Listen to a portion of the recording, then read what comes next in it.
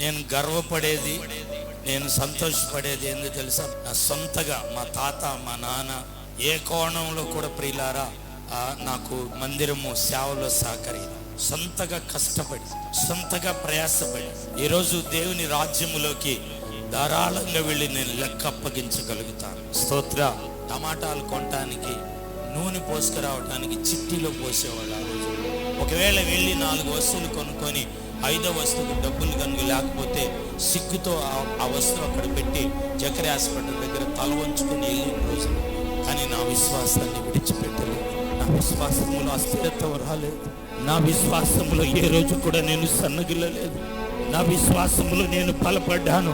నా దేవుడు నమ్మదగిన వాడు, నా దేవుడు నడిపించేవాడు, నా దేవుడు నన్ను పోషించువాడు, నా దేవుడు నన్ను హెచ్చించువాడు.